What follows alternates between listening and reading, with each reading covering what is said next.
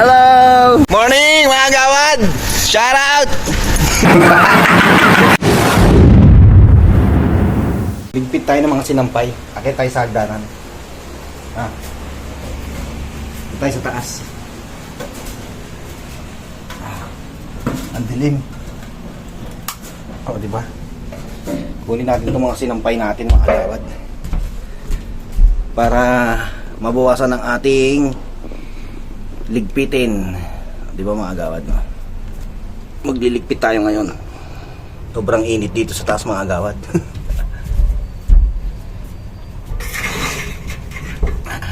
Gawin natin itong mga sinampay natin. Tuyong-tuyo na siya. Sa init ng panahon, mabilis siya matuyo. Ang init dito sa taas, para ka nasa loob ng oven. Grabe. Ang galing muna natin sa hanger lahat. Dry na dry siya, oh. Ang init. Sa mga gusto magpapawis, umakit kayo sa mga atik nyo. Sigurado, pagbaba nyo, puro mantika na kayo. Sa tindi ng singaw. Dami nating nilaban kahapon, eh. Grabe. Para ka talagang nasa loob ng oven.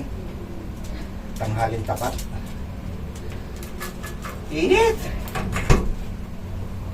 Mga agawad mo. Ayos ba? Yan. Ang ating mga tutupiin. Sobrang dami niya mga agawad. Papawis to, papawis. Grabe. Sana all. Hindi nasa oven. Init. Baba tayo mga agawad. Kunin natin itong mga sinampay natin.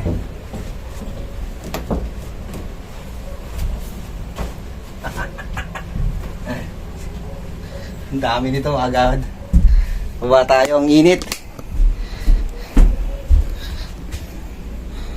Woo!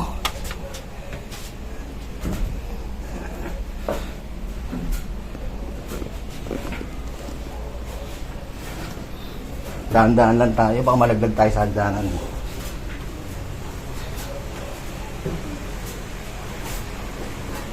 Dito tayo magtutupi ng ng damit. Grabe. May naiwan pa. Sana all. Grabe init sa taas mga agawad. Yan! Pinawisan ako. Tutupiin natin ito. Init. Grabe. Ganito rin ba kayo sa bahay nyo pagkatapos nyo maglaba? Magtutupi? O sinasabog nyo na lang. Comment down below mga agawad. Ang dami ko nilaban kahapon. Pag umakit ka sa taas, grabe. Madidehydrate ka ng todo-todo. Para hindi na tayo na magpa-plancha. Tutupiin natin ng maayos. Tambak siya, no? Init! Nagpit lang tong ating sinampay. Kayo ba pag naglalaba, pinagsasama-sama nyo ba yung mga mga damit nyo pag nilalaban? O pinagbubukod-bukod nyo? Ano una nyong nilalaban? Dikolor ba o puti? Ako inuuna ko puti. Para di sayang yung tubig at sabon. Sinusunod ko na lang yung dikolor. Yung iba kasi pag naglalaba, puro puti lang. Tapos sunod na araw na yung mga dikolor. Ako hindi. Pag ako naglaba, isang buong maghapon yung isang araw. Pinatapos ko lahat ng labahin. Para ubos lahat ng labahin, no?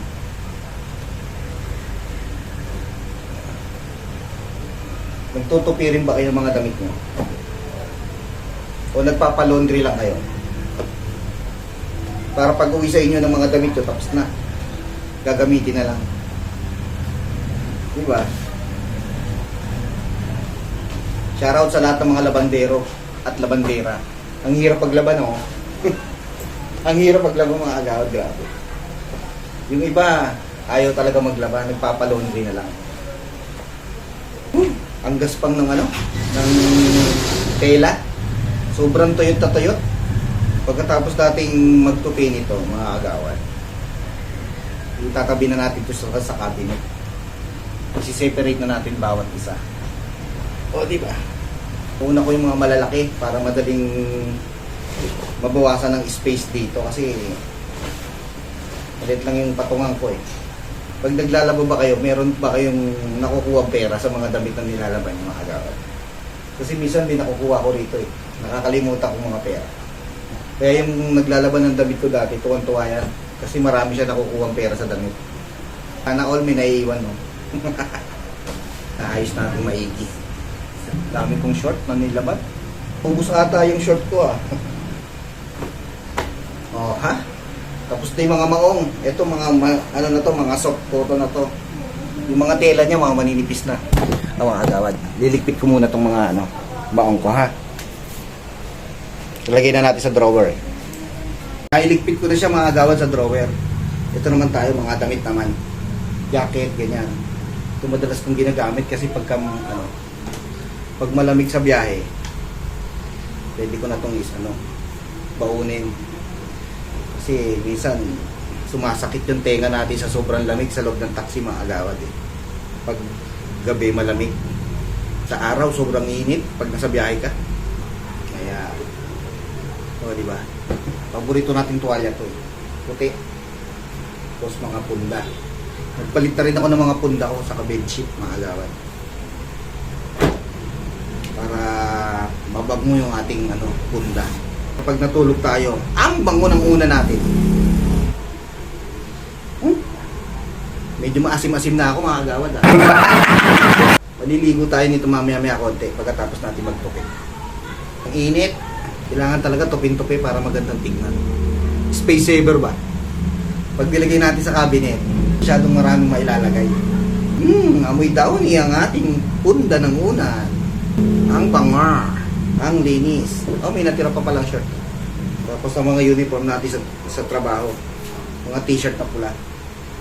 Saan damakmak na t-shirt na pula? O diba, no? Cold na cold. Para hindi na kailangan planchahin. Is na ang tupi niya. Diba, no? Ligpit muna natin yung iba nating mga tinupi. Kasi sisikip tayo rito mga agawad. Saglit. Ha? Itong mga t-shirt na to, uniform natin sa sa taxi pag bumabiyahe tayo. Sa mga taxi driver mga agawad, kulay red. Sa mga jeepney driver, mga blue, light blue. Tapos sa iba naman, green. Sa mga bus driver, yellow. Ito mga agawad, no? Color coding ng mga driver. Ayos ba mga agawad? Dami natin panyo dito mga agawad. Makikita niyo yung mga panyo ko dito. Diba, no? Galing ko magtupi ng mga agawad. Parang nagtutupi sa mall. Ganito rin ba kayong magtupi ng damit niyo mga agawad? Kasi lang.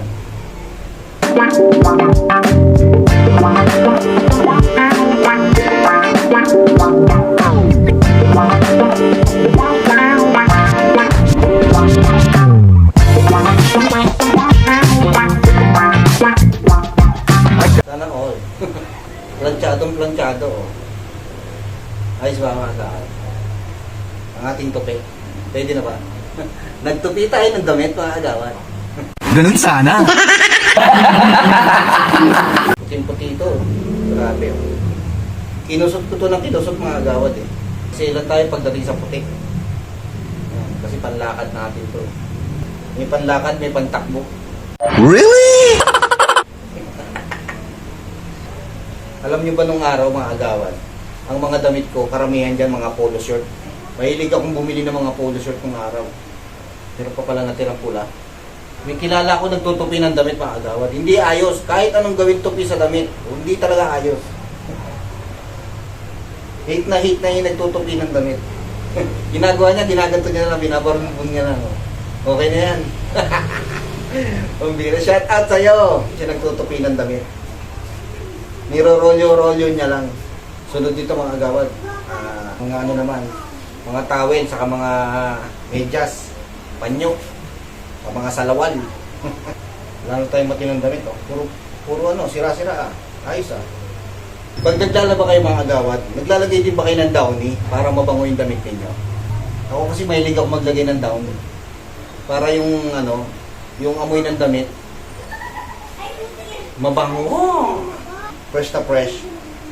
Sa init ng panahon, kailangan talaga marami kang sando. Yung na to, salawal na to mga agawad. Saka mga panyo. Importante meron tayong ganito tawid.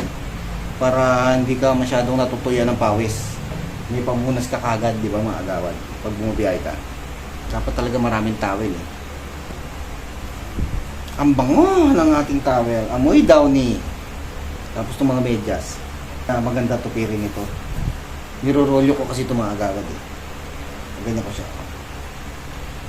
Tapos ako siya ipapalaman.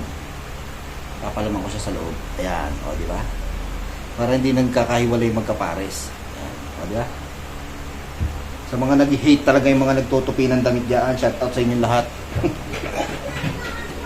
Yung mga nagtutupi ng damit na wala sa ayos.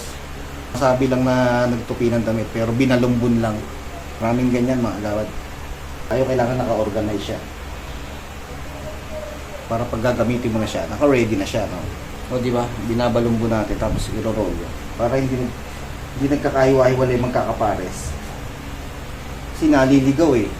Ang dami kong kilalang ganyan. Maraming medyas pero pag susot na hindi na makita yung partner. Nasa ng hustisya. Nawawala ang kapartner ng medyas. Ayan o, tinignan ko yan eh. Pinagpaparis-paris ko siya eh.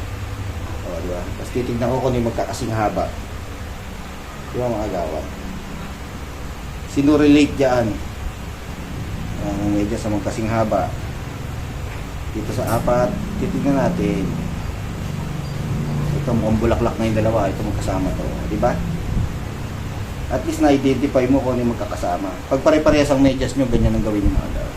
Para nakikita nyo yung magkakapares. Tapos na tayo magtupi, mga agawad. Last na tong medyas na to. Pinabalambon talaga yan. Nakapagtupi na tayo ng mga damit natin, mga agawad. And don't forget to like, comment, share, and subscribe. See you on my next tupian ng damit, mga agawad. Ayan siya. Ayan. Di ba? Yung ibang mga pantalong ko, nakaligpit ko na sa cabinet eh. Hanggang dito na lang, babush. I love you all mga agawad. See you on my next vlog.